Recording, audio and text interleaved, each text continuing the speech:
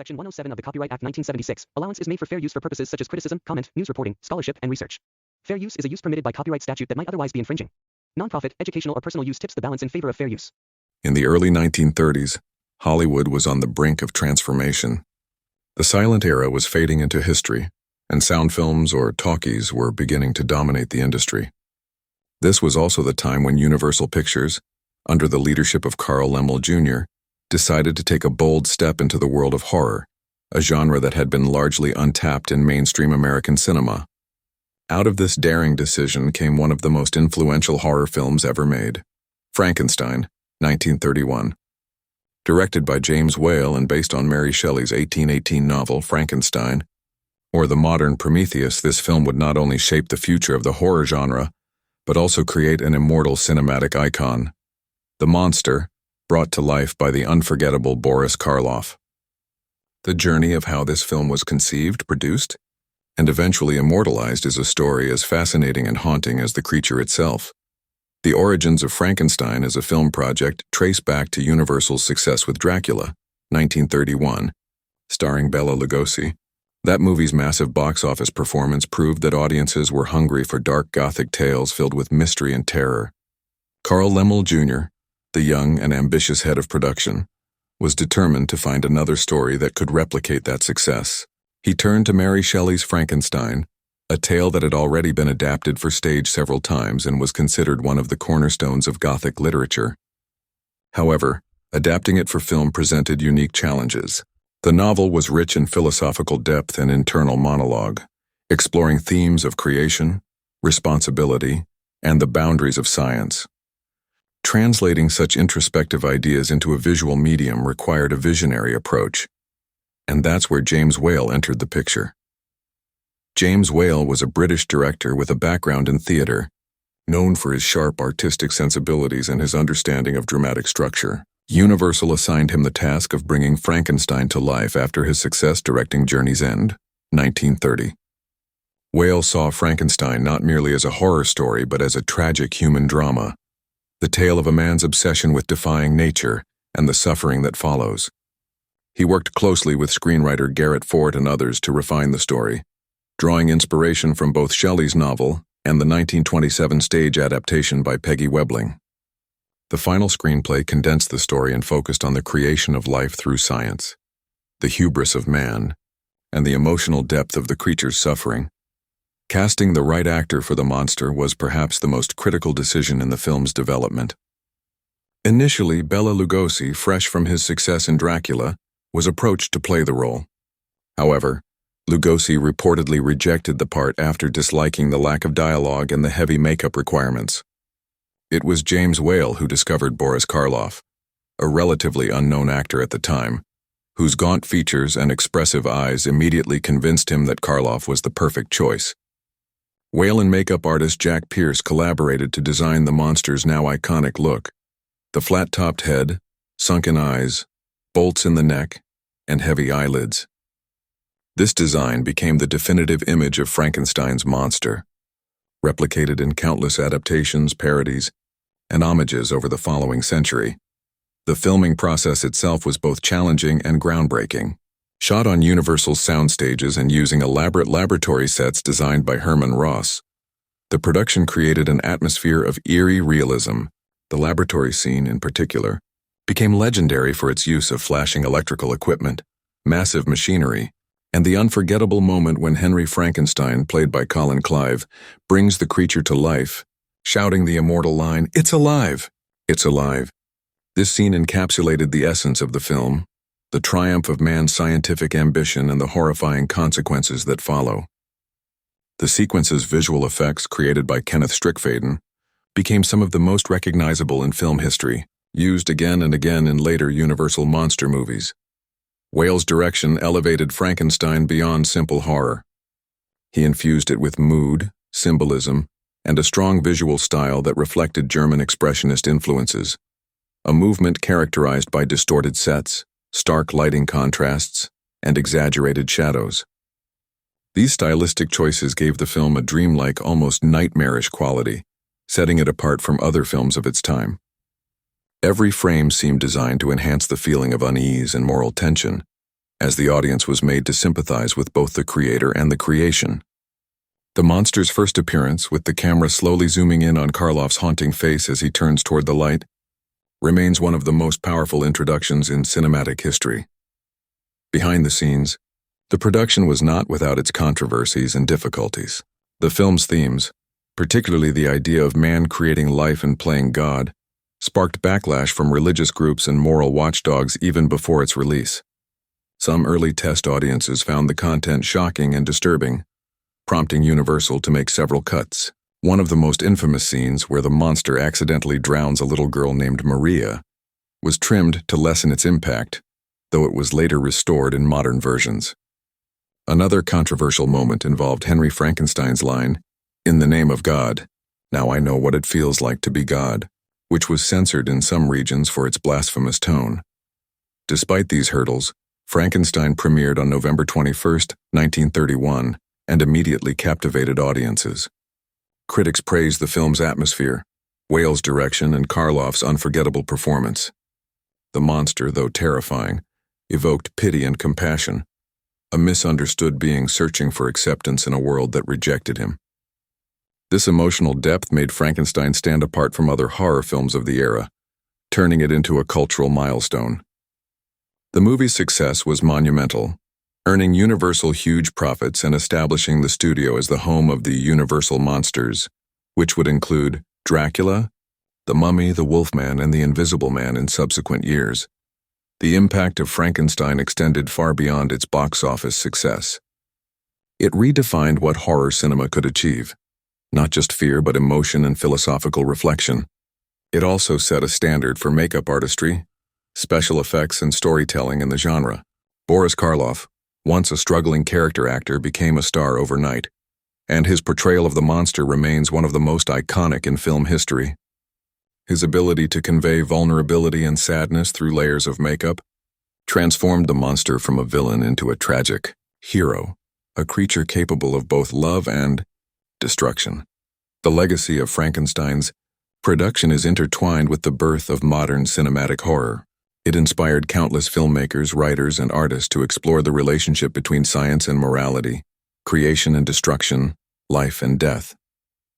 The film's success also encouraged Universal to produce a sequel, Bride of Frankenstein, 1935, which many consider even more artistically accomplished. But none of that would have been possible without the groundbreaking achievements of the original film. Its daring vision, technical innovation, and the emotional power it brought to the screen. What truly made Frankenstein 1931 revolutionary was its ability to merge spectacle with substance. Beneath its Gothic atmosphere and chilling visuals lay a story deeply rooted in human emotion, ambition, isolation, regret, and the desire for acceptance. Every element of the film, from its script to its cinematography, worked in harmony to create a piece of art that transcended the genre. James Whale's sensitivity as a director and his commitment to character-driven storytelling turned Frankenstein into more than just a monster movie. It became a meditation on what it means to be human. As the decades passed, Frankenstein continued to inspire reinterpretations, remakes, and homages, but the original 1931 version remains unparalleled. Its influence can be seen in everything from Blade Runner to Jurassic Park, each exploring humanity's urge to create and control life. The making of Frankenstein was not merely the creation of a film, it was the creation of a cinematic myth. A myth that has endured for nearly a century, continuing to shape the horror genre and the collective imagination of audiences around the world. In essence, Frankenstein 1931 was born from a blend of artistic courage, technical innovation, and cultural daring. It stood at the crossroads of literature and film, fear and empathy, creation and destruction. It was the moment when the cinema itself became the laboratory, and out of its flickering light and shadow, a new kind of monster was born. When Mary Shelley wrote Frankenstein, or the modern Prometheus in 1818, she could not have imagined that her dark tale of science, ambition, and creation would one day leap from the pages of her imagination onto the glowing screens of cinemas around the world. Her novel was born during a stormy night in Geneva, the result of a ghost story challenge among literary giants like Lord Byron and Percy Bysshe Shelley. Yet what began as a Gothic experiment became one of the most influential works in the history of literature. A story that questioned the limits of human knowledge, the ethics of creation, and the moral consequences of playing God. Over a century later, in 1931, Universal Pictures and director James Whale brought this haunting vision to life in a way that forever transformed both horror, cinema, and the cultural image of the mad scientist. The film not only reimagined Shelley's ideas for a modern audience, but also solidified Frankenstein as a myth that transcended literature, theater, and film. Mary Shelley's Frankenstein is often described as the first true science fiction novel. Its premise, a scientist animating lifeless matter through scientific means, was revolutionary for its time, merging the Gothic fascination with death and the unknown, with Enlightenment ideas of progress and experimentation. Shelley's Victor Frankenstein is not a sorcerer or magician, but a man of science. Reflecting the age's obsession with discovery and invention, the novel explores profound questions. What happens when human ambition surpasses moral boundaries? Can man take on the role of a creator without facing ruin? And what responsibility does a creator have toward his creation? These philosophical themes gave Frankenstein its depth, but translating them onto film required vision. James Whale and the Universal team had to strip away much of the novel's internal monologue and focus instead on visual storytelling, bringing abstract fears and emotions to life through light, sound, and performance. In Shelley's book, the creature is eloquent, thoughtful, and deeply philosophical, lamenting his loneliness and seeking acceptance from his creator and society. However, early 20th century audiences were still new to cinematic horror, and Whale understood that to make the story resonate on screen, the creature's tragedy had to be expressed not through words but through presence and emotion. Thus, the film's monster, played by Boris Karloff, became a visual and physical embodiment of Shelley's ideas. A silent, suffering figure whose gestures, expressions, and haunting eyes spoke volumes. In this sense, Whale's adaptation distilled the spirit of Shelley's narrative rather than replicating it literally. The monster's mute suffering became a cinematic metaphor for alienation and the human condition, themes central to the original novel. Whale's adaptation also transformed the character of Victor Frankenstein, renamed Henry Frankenstein in the film. In the novel, Victor is a complex, tormented scientist consumed by his own obsession. Whale and actor Colin Clive brought that intensity to life, turning Henry into a tragic figure, a man blinded by ambition, who utters the now iconic line, "It's alive! It's alive!" in a moment of manic triumph. This scene, though not present in the novel, captured the essence of Shelley's warning against unchecked scientific ambition. It condensed her philosophical warning into a single moment of cinematic brilliance, a spark of life that both thrills and horrifies the audience. What's remarkable about the 1931 adaptation is how it maintained the emotional and moral weight of Shelley's story even as it diverged from its structure. The film condensed the narrative, focusing on the creation and immediate consequences of the monster's existence, rather than Victor's prolonged torment and the creature's later revenge as in the book. Whale chose to portray the monster's tragedy through simple but powerful visual cues. The monster reaching for light, fearing fire, or approaching a little girl by the lake with innocent curiosity. These scenes encapsulated the core of Shelley's message, that the creature, though born from unnatural means, possesses a soul capable of feeling love and pain. Society's rejection of him, and his creator's abandonment, transformed that innocence into rage, a reflection of Shelley's theme of moral responsibility. The adaptation also embraced the technological and philosophical anxieties of the early 20th century, echoing Shelley's 19th century fears in a new age of modernity. The 1930s were a time of rapid scientific progress, with advancements in electricity, medicine, and industrial power changing daily life. Whale and Universal's production design tapped into these contemporary fears, turning Shelley's Gothic laboratories into gleaming temples of science, filled with sparking machines and humming coils. The idea of using electricity to animate the dead, though not explicitly described in Shelley's novel, became the visual centerpiece of the film, forever linking lightning and reanimation in popular culture. The film's laboratory scenes created an unforgettable image of technological creation, one that merged the poetic horror of Shelley's vision with the industrial power of the 20th century. Yet, Despite these cinematic changes, the emotional truth of Shelley's narrative remained intact. Both the novel and the film explore the isolation of the creator and the created. In Shelley's story, Victor Frankenstein flees from his creation in horror, unable to accept responsibility for his work. In Wales' version, Henry Frankenstein likewise abandons his monster, leaving him to wander the world confused and afraid. The monster's first experiences, fear, loneliness, rejection, mirror the human struggle for acceptance and understanding. Karloff's performance turned this tragedy into pure emotion, capturing the essence of Shelley's creature even without the eloquent language of the book. When the monster extends his hands toward the sunlight or reacts to cruelty with childlike confusion, he embodies the same pathos that Shelley infused into her literary creation. James Whale's visual direction also echoed the Gothic atmosphere of Shelley's prose. The novel's bleak mountains, stormy nights, and dark laboratories found new expression through cinematography. Whale used heavy shadows, high-contrast lighting, and tilted camera angles reminiscent of German expressionism to evoke unease and moral tension. The sets were designed to feel both majestic and claustrophobic, spaces where science and madness intertwined. This style gave the film a poetic intensity, mirroring Shelley's language and tone, which often shifted from beauty to horror in a single breath. Whale's camera transformed Shelley's moral tale into a visual symphony of light and darkness, creation and destruction.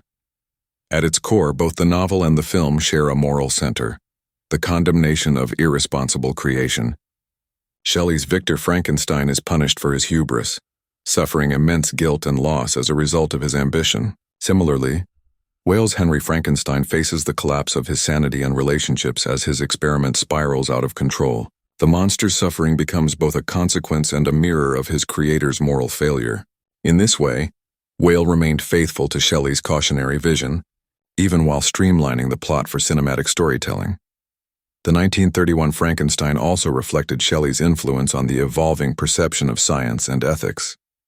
In her time, scientific inquiry was a new frontier, filled with both promise and danger. In the 20th century, this tension was magnified by industrialization, the rise of machines, and new medical discoveries. Whale's adaptation captured that unease perfectly. The film's opening scenes, with grave robbers stealing bodies and Henry experimenting in secret, echoed the ethical gray areas of modern science, the question of whether knowledge should have limits. Shelley's novel had already posed these questions more than a century earlier, making her one of the earliest voices to warn about the dehumanizing potential of unchecked progress. The film merely translated those warnings into the language of cinema, using sound, shadow, and emotion instead of prose. Perhaps the most enduring testament to how Frankenstein, 1931, brought Shelley's vision to life is its impact on cultural imagination. The novel's philosophical depth and tragic tone might have limited its audience in written form, but the film's visual and emotional immediacy made its themes accessible to millions. It took Shelley's abstract ideas, life from death, man's arrogance before nature, and the loneliness of the outcast, and gave them a face, a body, and a heartbeat. Through Karloff's monster, audiences could feel what Shelley's creature expressed in words: the pain of being born into a world that refuses to love you. Even today, the film remains one of the most faithful spiritual interpretations of Shelley's work, despite its narrative changes. It captures her message that creation without compassion leads to destruction, and that true monstrosity lies not in appearance, but in the failure to take responsibility for one's actions. Every frame of Whale's film breathes with this truth. The monster's suffering, Henry's guilt, and the film's haunting visual tone all serve as cinematic translations of Shelley's moral vision. Mary Shelley's novel ends in desolation, both creator and creation doomed by their choices. Whale's film concludes with a similar sense of tragic inevitability, though softened by the studio's decision to let Henry live. Still, the emotional weight of Shelley's message remains. The story's heart, the pain of isolation, the arrogance of humanity, and the blurred line between creation and destruction, pulses through every moment of the 1931 film. When discussing Frankenstein 1931, one cannot overstate the importance of the man who brought it all to life. Not Henry Frankenstein, but James Whale. His genius elevated Frankenstein from a simple monster film into one of the greatest artistic achievements in early Hollywood. Whale didn't just direct a horror movie. He crafted a poetic atmospheric meditation on creation, morality, and loneliness. His background in theater, his understanding of psychology, and his command of visual storytelling allowed him to breathe elegance and emotion into a story that could have easily been dismissed as mere pulp. In doing so, James Whale not only revolutionized horror but also redefined what cinema itself could express. Born in 1889 in Worcestershire, England, James Whale's journey to Hollywood was as unlikely as it was extraordinary. Before becoming a filmmaker, he served in World War I and was captured as a prisoner of war. It was during his imprisonment that Whale discovered his talent for theater, staging plays to keep himself and fellow soldiers sane amidst the chaos. After the war, he pursued a career in stage direction and design, eventually earning recognition in London's West End for his sharp eye and bold creativity. His success with the stage production of Journey's End, 1928, a harrowing drama about trench warfare, caught Hollywood's attention, leading Universal Pictures to invite him to the United States to direct the film adaptation in 1930. That success opened the door for him to helm Frankenstein, and with it, the chance to redefine cinematic horror forever. At the time, horror films were still a new experiment for Hollywood. Universal had just found success with Dracula, 1931, but that movie was more of a Gothic romance than a true study in fear. Whale approached Frankenstein differently. He wanted to move beyond cheap scares and create something deeper, a story about humanity, ambition, and tragedy. He understood that the heart of Frankenstein was not the horror of the creature, but the emotional and moral consequences of its creation. In Whale's hands, the film became an exploration of man's obsession with power and the resulting isolation that follows when that power destroys what it seeks to control. One of Whale's most brilliant decisions was his treatment of the monster. Many filmmakers might have turned the creature into a mindless beast, but Whale saw him as a child, a newborn soul struggling to understand the world. This humanization of the monster, coupled with Boris Karloff's performance, transformed the film from a simple horror story into a tragedy. Whale made sure that audiences could see the monster's fear, confusion, and yearning for connection. In one iconic scene, the monster reaches up toward the sunlight filtering through the ceiling, a simple gesture yet deeply symbolic. It reflects the monster's innate innocence, a moment that evokes both beauty and heartbreak. Whale's insistence on these small, emotionally charged details is what set his direction apart. Whale also had a remarkable sense of visual composition. His background in art and theater made him highly conscious of space, symmetry, and contrast. He often used sharp lighting, deep shadows, and angular sets inspired by German Expressionism, a movement that influenced many early horror films. But Whale took it a step further. He blended expressionist visuals with emotional realism. The castle laboratory, for instance, is both grand and claustrophobic.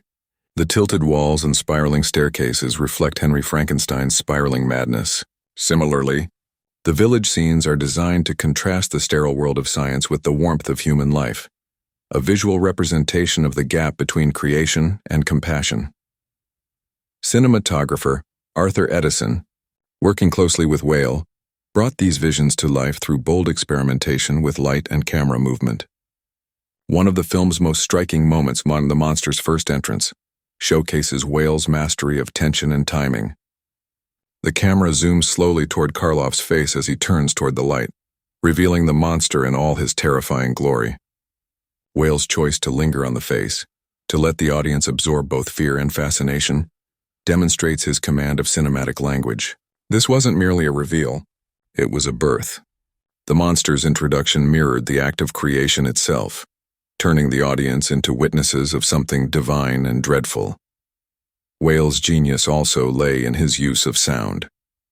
Although early sound films often relied heavily on dialogue, Whale understood the power of silence. The monster's lack of speech amplified the film's emotional intensity. His grunts, sighs, and footsteps spoke volumes. Whale used silence to create unease, forcing audiences to focus on the monster's movements and expressions. When sound did appear, thunder cracking, machinery humming, villagers shouting, it had impact. Whale used sound not just as background noise but as a narrative tool, heightening emotion and emphasizing contrast. Another defining trait of Whale's direction was his ability to blend horror with dark humor.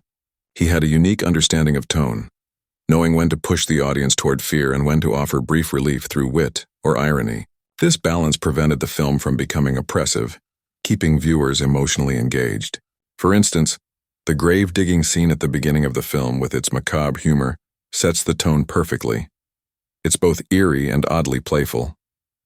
Whale's touch of irony suggested that horror and absurdity often walk hand in hand, a perspective that would later influence filmmakers like Alfred Hitchcock and Tim Burton. Whale's directorial vision extended beyond individual scenes. It shaped the entire emotional arc of the film. He viewed Frankenstein as a tragedy about human arrogance. His protagonist, Henry Frankenstein, Colin Clive, is portrayed not as a villain but as a deeply flawed man consumed by his pursuit of discovery. Whale directed Clive to play Henry with manic intensity, especially during the famous It's Alive sequence. That moment, often seen as the birth of cinematic horror, also captures Whale's fascination with human obsession, the way ambition blinds individuals to moral consequences.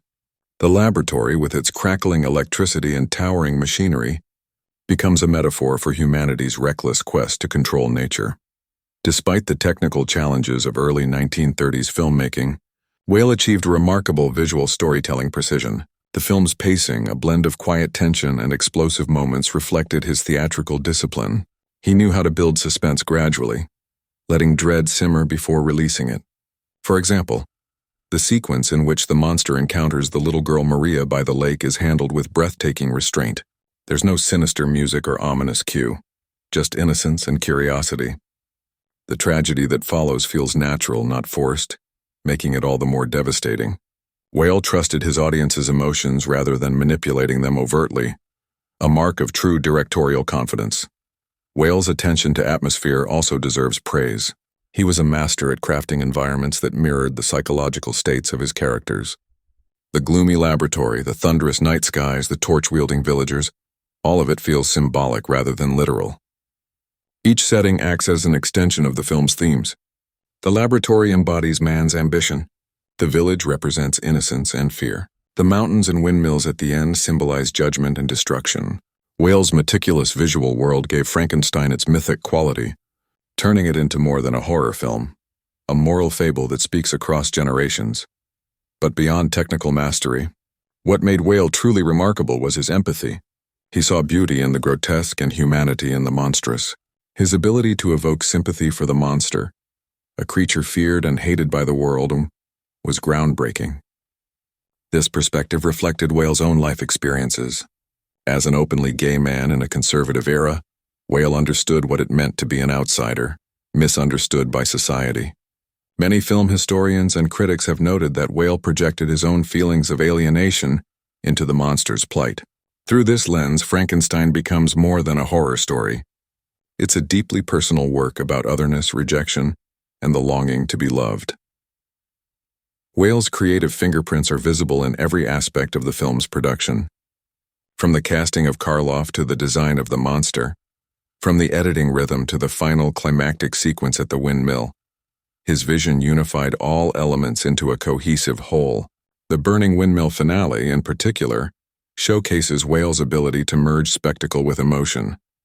The villagers' furious mob represents societal fear and ignorance, while the monster's death amid the flames evokes both punishment and martyrdom. The sequence is grand, operatic, and deeply moving, a visual symphony that encapsulates Whale's artistic genius. Critics at the time recognized Whale's exceptional direction. Though many viewed the film primarily as a studio success, it wasn't until decades later that Whale's authorship was fully appreciated. Film scholars now regard him as one of early Hollywood's first auteurs, a director whose personal style and thematic concerns define his work. His fingerprints are evident not only in Frankenstein but also in its 1935 sequel, Bride of Frankenstein, which many consider his masterpiece. There, Whale expanded upon his themes of creation, loneliness, and societal rejection, combining horror with wit, camp, and elegance. His films have since been studied as complex works of art, blending entertainment with profound human insight. entertainment with profound human insight.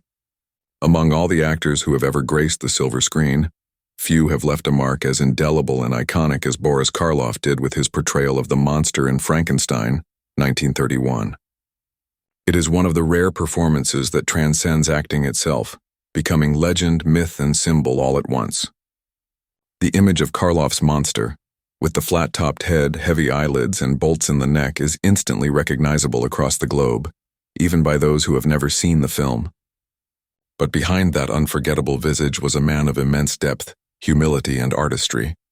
Boris Karloff's journey to becoming the monster was as extraordinary as the character he embodied. His dedication, empathy, and subtlety transformed a creature of horror into one of cinema's most tragic and human figures. William Henry Pratt, better known by his stage name Boris Karloff, was born in London, England, in 1887. He came from a respectable British Indian civil service family and seemed destined for a conventional life in government work. Yet from an early age, he felt drawn to the stage, a decision that disappointed his family but ultimately defined his destiny. After struggling for years in minor theatrical roles, Karloff emigrated to Canada and later the United States, where he spent over a decade working in traveling theater companies and silent films. His early career was marked by hardship and anonymity. He often performed in grueling conditions, earning little money and no fame. It wasn't until he was in his mid-40s, long after most actors might have given up, that fate came calling in the form of James Whale's Frankenstein. Karloff's casting in the film was almost an accident of fate. Originally, Universal had considered Bela Lugosi for the part, following his success in Dracula. However, Lugosi rejected the role, reportedly unhappy with the lack of dialogue and the heavy makeup. James Whale, searching for someone who could bring pathos and presence to the part, noticed Karloff in the Universal commissary. His gaunt, haunted face immediately intrigued Whale. After a screen test, it became clear that Karloff possessed a rare combination of physical control and emotional subtlety, qualities that could make the monster both terrifying and sympathetic. Thus began one of the most iconic collaborations in film history. Transforming Karloff into the monster was a laborious process, both physically and artistically. Makeup artist Jack Pierce, a perfectionist and innovator, designed the creature's look over weeks of experimentation. Each day, Karloff endured hours of grueling makeup application. Cotton, gum, and spirit glue were used to build up the monster's square forehead. Metal bolts were attached to his neck, and layers of grease paint created the deathly pallor of reanimated flesh. The makeup process took up to 4 hours each morning, followed by long shooting days under hot studio lights. The costume itself, a heavy, thick wool suit with asphalt boots weighing over 10 pounds each, was punishing to wear. Karloff, who was already thin, lost weight during production due to exhaustion and limited breaks. Yet he never complained. His professionalism and patience became legendary, earning him immense respect from the cast and crew. Despite these physical hardships, what made Karloff's performance so extraordinary was his emotional depth. Beneath the grotesque makeup and lumbering gait, he conveyed vulnerability, confusion, and innocence. He portrayed the monster not as a villain but as a child thrust into a hostile world, a being capable of feeling love, pain, and wonder. His ability to communicate this through mere movement and expression remains one of the most powerful achievements in film acting.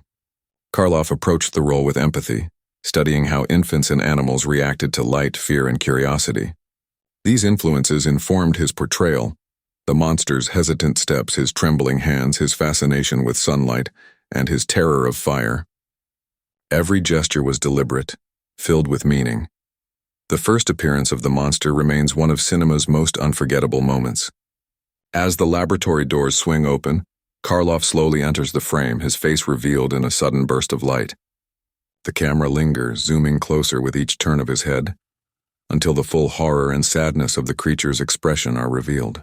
It is not merely a moment of shock, it's a revelation.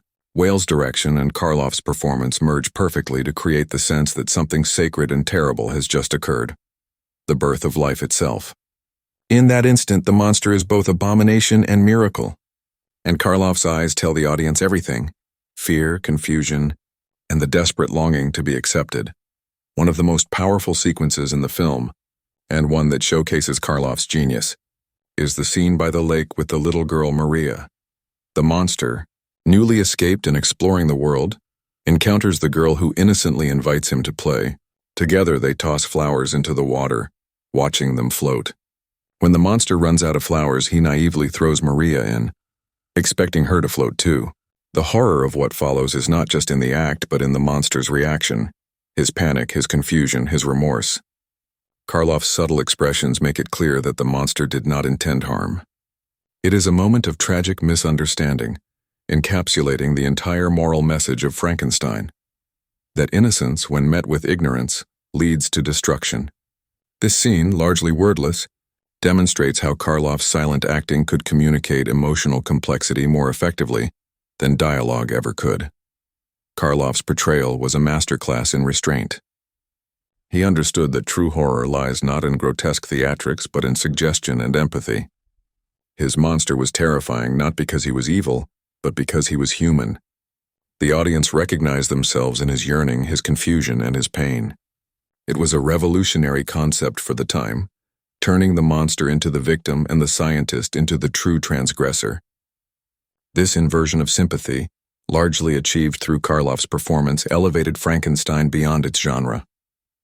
It became a story of compassion and tragedy rather than mere terror. Off-screen, Karloff's gentleness contrasted sharply with the fearsome characters he played. He was known for his kindness, humility, and quiet intelligence. Co-stars often spoke of his graciousness even under exhausting conditions. During filming, for instance, Karloff personally suggested that a dangerous scene involving the monster carrying Henry Frankenstein up the windmill be reshot because he felt his performance could be improved, even though it required another day in full costume. Such dedication exemplified his professionalism. He often stayed long after shooting wrapped, helping crew members and ensuring his work met Whale's vision. The success of Frankenstein transformed Boris Karloff from an obscure character actor into an international star overnight.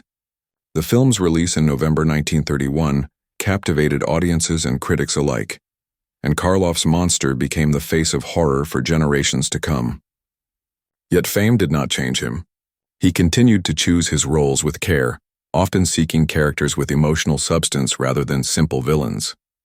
His next major success came with The Mummy, 1932, where he again played a tragic, cursed figure, proof that his strength as an actor lay not in brutality, but in evoking sympathy for the monstrous and misunderstood.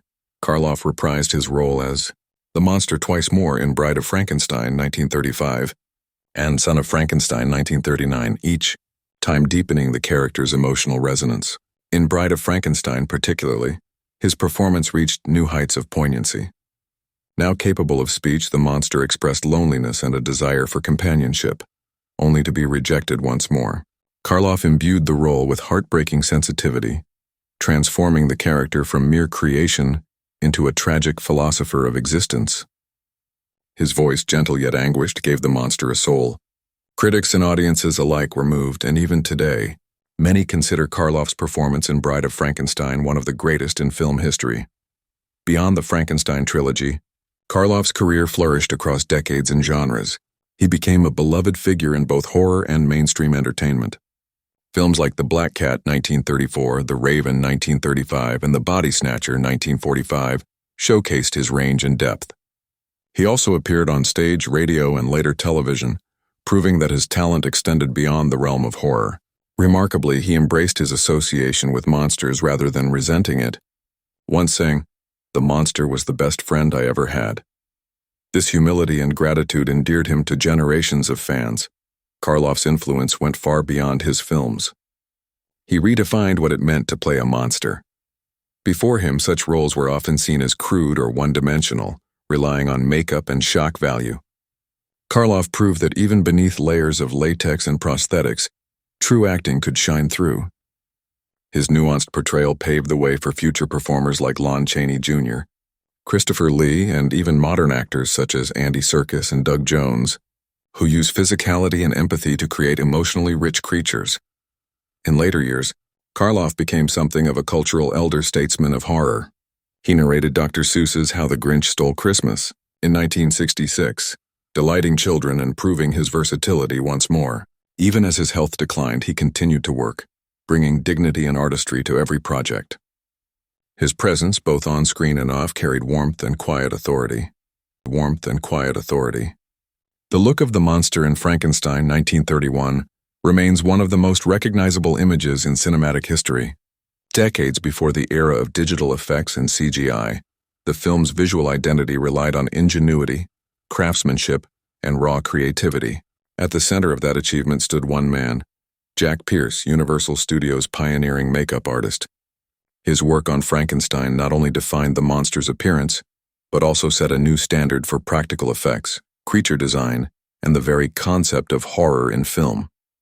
The square head, sunken eyes, neck bolts, and heavy-lidded stare have since become shorthand for Frankenstein's monster in art, fashion, and pop culture, a testament to the genius of design that still influences filmmakers today.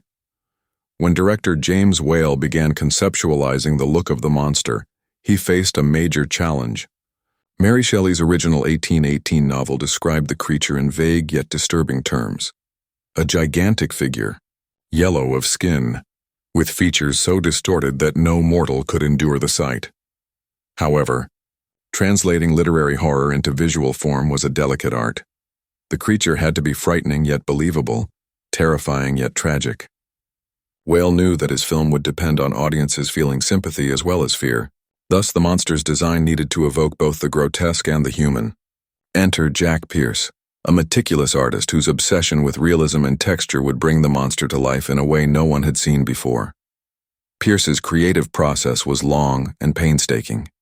In the early 1930s, Hollywood makeup departments were rudimentary by modern standards. There were no synthetic materials like latex or silicone. Instead, artists relied on cotton, collodion, gum, and grease paint to shape and color their designs. Pierce approached his work like a sculptor, layering materials directly on the actor's face to achieve a desired structure. His collaboration with Boris Karloff became legendary, both for the brilliance of the results and the physical toll it took on the performer. The first step was to conceptualize the monster's anatomy. Pierce envisioned Frankenstein's creation as a patchwork of corpses, crudely assembled and brought to life through science. He reasoned that such a being, stitched together from various human parts, would require mechanical adjustments, hence the now famous bolts or electrodes on the neck, which suggested a method of electrical reanimation. He also designed the monster's flat-topped head, imagining that Dr. Frankenstein would have needed to saw open the skull to insert the artificial brain and then reseal it with surgical precision. The flatness wasn't arbitrary. It was symbolic of the character's unnatural birth, part human and part machine. To create this head shape, Pierce built up Karloff's forehead using layers of cotton and spirit gum, carefully blending them with collodion to create the illusion of scarred flesh. He painted the skin a pale greenish gray, which photographed as a sickly pallor in black and white film. Contrary to popular belief, the monster was never literally green in the 1931 movie. That idea emerged later from posters and colorized stills. In the film itself, the makeup appears ghostly and ashen, giving Karloff's features a corpse-like quality. The eyes were another crucial detail. Pierce used dark shading around the lids to sink them deep into Karloff's face, creating the impression of exhaustion and sorrow. This subtle touch transformed the monster from a simple brute into a haunted soul. When the camera closed in, audiences could see pain and confusion behind those dark eyes, emotions that made the monster unforgettable. Karloff himself contributed to the design by suggesting that Pierce remove one of his dental bridges to give his cheeks a sunken, skeletal appearance. This act of dedication made his face even more haunting, emphasizing the monster's unnatural thinness. The hands and body were equally important. The monster's massive boots, weighing around 10 pounds each, added both height and heaviness to Karloff's movements, giving the creature its distinctive, lumbering gait. His costume, an oversized, ill-fitting black suit, further enhanced the impression of a body that didn't quite belong in its own skin. The clothes, designed to appear slightly too small in places and too large in others, subtly hinted at the unnatural assembly of body parts. Every aspect of the costume, from the tattered sleeves to the stitched-up wrists, told a story of imperfection and tragedy. The process of applying the makeup was grueling. Each morning, Karloff would sit in Pierce's chair for 4 to 5 hours while the makeup artist layered materials, painted his skin, and adjusted the prosthetics. Once applied, the makeup was difficult to remove, and Karloff often wore it for 14-hour shooting days under hot studio lights. The asphalt boots made movement difficult, and the heavy costume added to his discomfort. Yet despite these hardships, Karloff maintained his patience and professionalism. He later said that Pierce's work was so extraordinary that you couldn't help but believe in the monster yourself. Jack Pierce's perfectionism was both his strength and his curse. He was known for his relentless attention to detail, sometimes to the frustration of directors and actors. But the results were undeniable. When the monster first appeared on screen, audiences were stunned. The makeup was unlike anything they had ever seen. It felt both grotesquely real and heartbreakingly human. The combination of design, lighting, and Karloff's performance created a visual and emotional impact that transcended the horror genre. Cinematographer Arthur Edison played a key role in enhancing Pierce's design. By using high-contrast lighting and deep shadows, he amplified the monster's unnatural features. The early laboratory scene, where the monster is revealed in a series of close-ups, remains one of the most iconic moments in film history. Each slow turn of Karloff's head, each flicker of light across his face emphasizes the genius of the makeup. The audience's first full look at the monster is both terrifying and mesmerizing, a testament to how makeup, cinematography, and performance can fuse into a single artistic moment. Interestingly, the monster's design evolved slightly in subsequent films.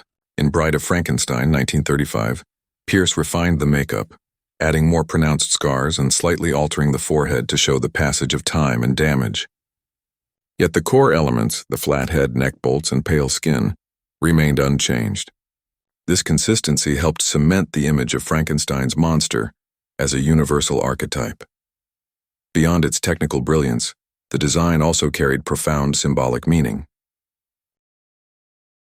The monster's physical scars and mismatched parts reflected the psychological and moral disfigurement of its creator. Every stitch, every burn mark, was a visual metaphor for human hubris and the cost of playing God. The electrodes and seams, though scientific in appearance, also resembled religious stigmata, marks of suffering and rebirth. Thus the design worked on multiple levels: scientific, emotional, and spiritual. The monster's makeup also redefined what horror could look like. Before Frankenstein, movie monsters were typically ghostly or expressionistic. Think of Nosferatu, 1922, or The Cabinet of Dr. Caligari, 1920. These figures were products of German expressionism, stylized and surreal. Pierce's design, by contrast, aimed for realism, a creature that could plausibly exist in the physical world. This shift marked a turning point in horror cinema. From that moment on, Hollywood's monsters would be grounded in tangible corporeal reality. They would not simply haunt dreams. They would walk among us. The monster's image quickly became part of popular culture. Universal Studios capitalized on its success by featuring the creature in posters, merchandise, and sequels. The flat-headed monster became an emblem of the studio itself, representing not just Frankenstein but the entire horror genre. Over time, the look evolved into a cultural shorthand for the classic monster. Even parodies and reinterpretations, from Abbott and Costello Meet Frankenstein to The Munsters and Young Frankenstein, preserved the essential features of Pierce's design. As decades passed, Jack Pierce's work came to be recognized as foundational to the craft of movie makeup. Though he was later replaced at Universal by newer artists using faster techniques, his influence never faded. The design principles he pioneered, anatomical realism, expressive detailing, and narrative coherence, became the gold standard for special effects makeup. Modern legends like Rick Baker, Stan Winston, and Tom Savini have all cited Pierce as a major influence. The DNA of Frankenstein's monster can be seen in everything from The Terminator to Hellboy to The Shape of Water. Even in the age of digital effects, the monster's makeup remains a touchstone for filmmakers seeking authenticity. Directors like Guillermo del Toro and Tim Burton have publicly praised the design's emotional power. Del Toro once said, "Pierce's Frankenstein was the moment monsters stopped being shadows and became flesh." Indeed, the makeup's tactile realism continues to evoke fascination, a reminder that true horror lies not in what is artificial, but in what feels disturbingly real. Pierce's legacy, however, was bittersweet. Despite his monumental contributions, he received little recognition during his lifetime. Makeup artists were rarely credited in the early days of cinema, and it wasn't until decades later that his work was fully appreciated. In interviews, Karloff himself often praised Pierce, calling him a genius who gave the monster its soul. At the heart of Frankenstein, 1931, lies one of the most profound and enduring themes in all of literature and cinema: the danger of creation without responsibility. Beneath its Gothic atmosphere, lightning-filled laboratories and stitched corpses, the story is not merely about a monster. It is about humanity's eternal struggle with ambition, morality, and the boundaries of science. James Whale's adaptation brought Mary Shelley's philosophical novel into a visual medium, transforming abstract fears into tangible horror. The film asks haunting questions that still resonate nearly a century later. What happens when human curiosity overreaches divine law? Can science exist without ethics? And perhaps most disturbingly, who is truly the monster, the creature or its creator? From the very opening of Frankenstein, the film establishes itself as a meditation on forbidden knowledge. The famous prologue warns the audience that what they are about to witness might shock and horrify them, framing the story as a moral fable about scientific transgression. Henry Frankenstein, Victor Frankenstein in Shelley's novel, is portrayed not as a madman but as an idealist, a visionary consumed by the idea of conquering death. In his obsessive pursuit of discovery, he crosses a boundary that no human should. He attempts to create life from death. His declaration, "Now I know what it feels like to be God," was so controversial at the time that it was censored in some prints of the film. Yet that single line encapsulates the central theme of both the novel and the film: humanity's godlike arrogance and the devastating consequences that follow. The science of Frankenstein is rooted in early 19th and 20th century fears about progress. In Shelley's time, galvanism, the idea that electricity could animate dead tissue, was a popular subject of scientific curiosity. By 1931, when Whale's film was made, the world had already witnessed monumental advances: airplanes, radio, industrial machines, and medical breakthroughs. Technology was no longer a dream. It was reshaping human life.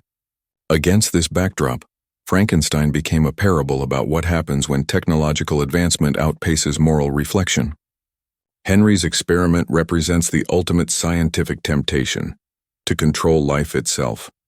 His laboratory, filled with humming machines, sparking coils, and whirring devices, is both a temple of knowledge and a tomb of ethics. The science of horror that Frankenstein explores is psychological as much as it is technological. Whale's direction makes it clear that the true horror does not lie in the monster's existence, but in the creator's reaction to it. When Henry brings the creature to life, his exultation quickly turns to terror. Instead of embracing his creation, he recoils from it in disgust. The moment the monster opens its eyes, an act that should symbolize the miracle of life becomes one of existential dread. This rejection is the film's emotional core. The creator abandons his creation, leaving it to suffer alone in a world that cannot understand it. Through this lens, the film becomes not just a story about scientific overreach, but a tragedy about the failure of compassion. The theme of creation and consequence is also visualized through Whale's use of contrasting imagery. The laboratory scenes are shot with dynamic, expressionistic lighting, symbolizing the allure and danger of discovery. The high ceilings, electric arcs, and metallic instruments evoke a cathedral of science, suggesting that Henry has replaced God with technology. When the monster is later shown wandering the natural world, among flowers, sunlight, and innocence, the contrast is stark. Here nature represents purity and acceptance, while the artificial laboratory symbolizes corruption and isolation. The film thus uses visual language to suggest that humanity's attempt to dominate nature through science inevitably leads to alienation. One of the film's most powerful sequences, the monster's encounter with the little girl Maria, perfectly embodies the theme of unintended consequences. The monster, naive and curious, throws flowers into the water, marveling at their floating beauty. When he runs out of flowers, he innocently throws Maria in, expecting her to float too. The act, born of ignorance rather than malice, results in tragedy. This moment illustrates how creation without understanding can lead to destruction. Henry's failure to teach, guide, or nurture his creation leads to catastrophe. The monster's innocence becomes corrupted not by its own nature, but by the neglect of its maker. In many ways, Frankenstein was ahead of its time in portraying scientific ethics. The 1930s were an era when scientific progress was celebrated, not feared. Yet Wales' film dared to question whether progress was always good. Henry Frankenstein's ambition mirrors the hubris of modern scientists who manipulate nature for personal glory or power. His experiment, conducted in secret and without moral consideration, serves as a warning about the dangers of unchecked curiosity. This theme would later echo through countless science fiction and horror films, from The Fly to Jurassic Park, each exploring the tension between discovery and destruction. The brilliance of Frankenstein lies in how it merges these philosophical ideas with emotional storytelling. Henry's desire to create life stems not from malice but from a yearning to transcend human limitation. He represents the archetype of the tragic genius, the Promethean figure who steals fire from the gods. His downfall comes not from ignorance but from pride. By daring to act as creator, he takes on the burden of divine responsibility but lacks divine compassion. His creation, meanwhile, embodies the pain of existence without purpose, a living being forced to confront the cruelty of rejection. In this way, the film transforms a Gothic horror story into a profound allegory of human alienation. The consequences of creation are not confined to the monster's suffering. Henry himself is destroyed by his own experiment. His obsession isolates him from his fiancée Elizabeth and his friends. His laboratory becomes a symbol of both genius and madness, a place where brilliance turns to blasphemy. When the monster escapes and begins to wreak havoc, it is not out of evil but out of confusion and loneliness. The destruction that follows is not the vengeance of a villain, but the inevitable outcome of abandonment. The film's climactic scene, set in the burning windmill, serves as both a literal and symbolic cleansing, a confrontation between creator and creation, between man and his mistake. As the windmill burns, so too does Henry's dream of playing God. The scientific themes of Frankenstein extend beyond the 1930s and continue to resonate today. In the age of artificial intelligence, genetic engineering, and cloning, the film's questions feel eerily relevant. What happens when we create something that surpasses our control? What ethical responsibilities do creators have toward their creations? Just as Henry failed to foresee the emotional needs of his monster, modern science often grapples with the moral implications of its inventions. Whether it's robots that think or genes that can be edited, the line between creation and manipulation remains as blurred as ever. In this sense, Frankenstein is not merely a Gothic horror. It is the blueprint for modern techno-philosophical storytelling. Another layer of the film's scientific horror lies in its exploration of identity and otherness. The monster, though created by human hands, is immediately rejected as inhuman. His deformity becomes a mirror for society's fear of difference. In the same way that scientific experiments can produce unexpected results, human creations, whether technological, biological, or cultural, often challenge our notions of normalcy. The monster's suffering thus symbolizes humanity's tendency to fear what it does not understand. Wales' sympathetic direction ensures that audiences see the monster not as evil, but as misunderstood, a victim of human arrogance. This empathy toward the other remains one of the film's most progressive elements. In visual terms, the film's science is inseparable from its horror. The laboratory scenes, with their elaborate electrical equipment, became iconic not only for their spectacle, but for what they represented: the human desire to control the forces of life and death. The crackling lightning, the storm outside, the frantic cries of "It's alive," all serve as metaphors for the chaotic power of knowledge. Science in Frankenstein is portrayed as both miraculous and monstrous, capable of giving life but also destroying it. This duality is central to the film's enduring power. James Whale's direction ensures that the film never becomes a simplistic cautionary tale. Instead, it presents science as an extension of human nature, a force that reflects our noblest dreams and darkest impulses. Henry's creation is a distorted reflection of himself, brilliant yet flawed, full of potential yet doomed by hubris. This psychological mirroring deepens the film's philosophical dimension. In attempting to conquer death, Henry confronts his own mortality.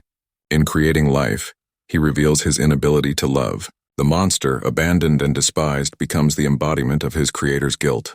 Their relationship is both scientific and spiritual, rooted in the eternal struggle between creation and creator. The consequences of that relationship echo through the film's tone and imagery. The repeated motifs of fire and light symbolize both enlightenment and destruction. Fire, the source of life in the Promethean myth, becomes the instrument of death in the film's climax. This inversion reflects the moral paradox at the heart of Frankenstein, that knowledge and destruction are two sides of the same coin. When Frankenstein hit the screens in 1931, it wasn't just another horror story, it was a revolution in cinematic language. James Whale, the visionary director behind the film, used visual and technical elements that redefined how horror was perceived, experienced, and produced in Hollywood. This was not simply about scaring audiences with a monster. It was about immersing them in a world that felt both terrifyingly real and emotionally profound. The movie's groundbreaking camera work, lighting, editing, and sound design shaped the entire genre for generations. One of the film's most influential aspects was its use of German expressionism, a cinematic style born from the shadows of post-World War I Europe. Whale had studied this movement and applied its lessons masterfully. Sharp contrast between light and dark, exaggerated set designs, and dramatic shadows gave the film an otherworldly, yet deeply psychological atmosphere. The laboratory scenes in particular are drenched in flickering light and eerie silhouettes, creating an unsettling feeling that something unnatural is about to occur. This was more than visual flair. It represented the moral chaos of a man attempting to play God.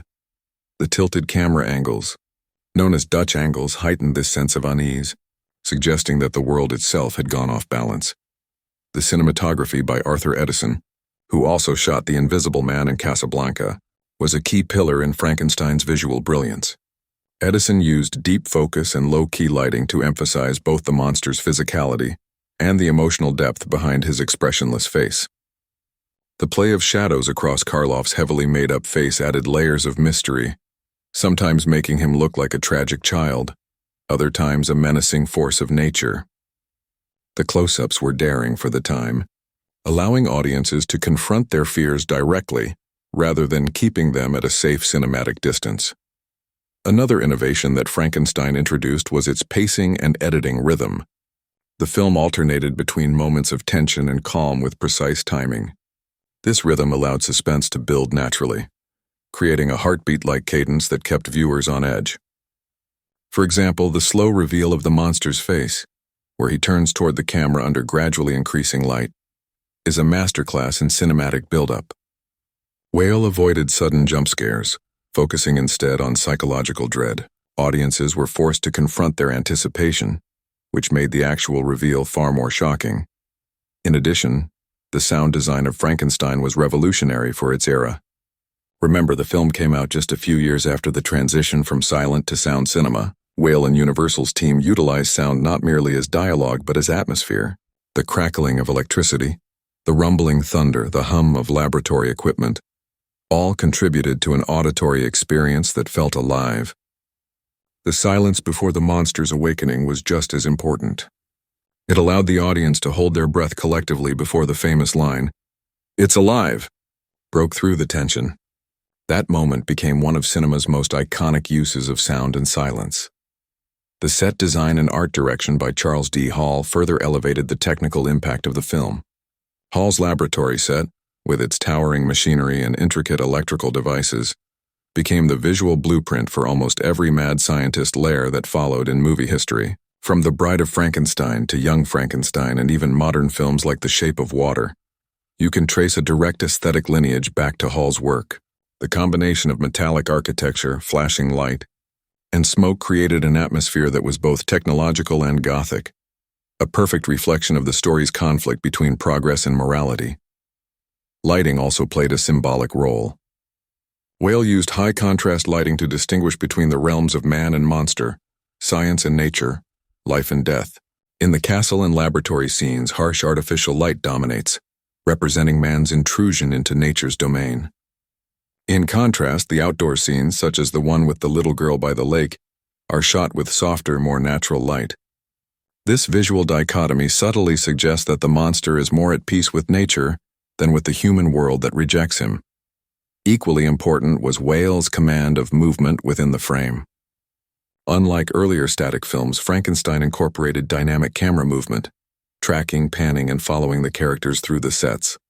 The camera often moves toward the monster, almost confronting him as a living being, and then recoils as if the audience itself were part of the scene's fear.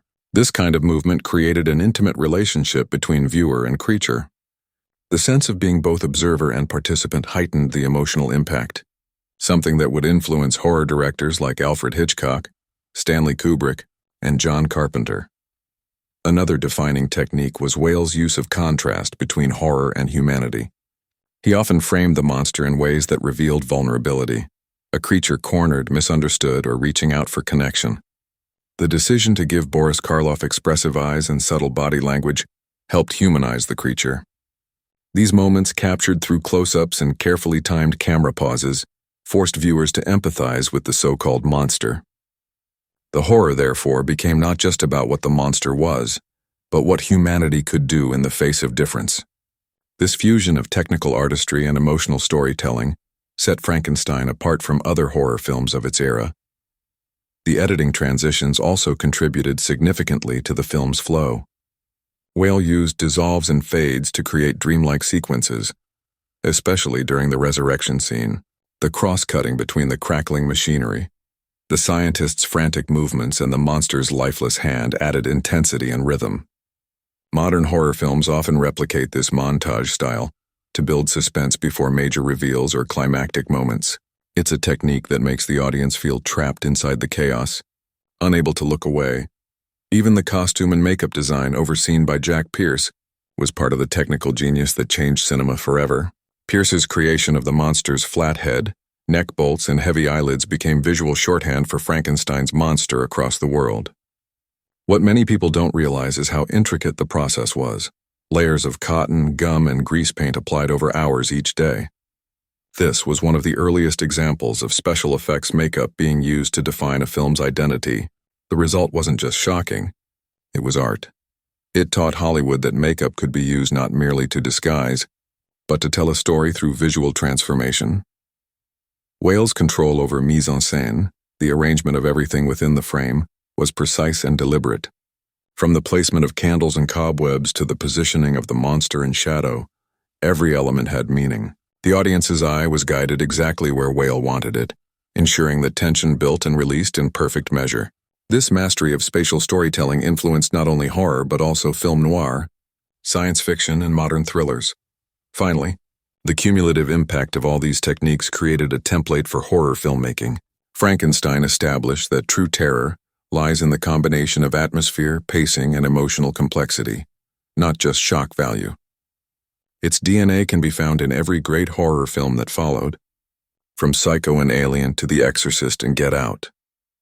Each of those films borrowed something from Whale's approach, whether it was the use of lighting to symbolize fear, sound to manipulate tension, or camera movement to pull audiences into dread. In essence, Frankenstein 1931 didn't just change how horror was made, it changed what horror meant. It proved that the genre could be intellectual, emotional, and artistic all at once. The movie's techniques invited audiences to feel terror not just from monsters, but from the reflection of humanity within them. And that, more than any scream or shadow, is why Frankenstein remains one of the most technically and emotionally perfect horror films ever created.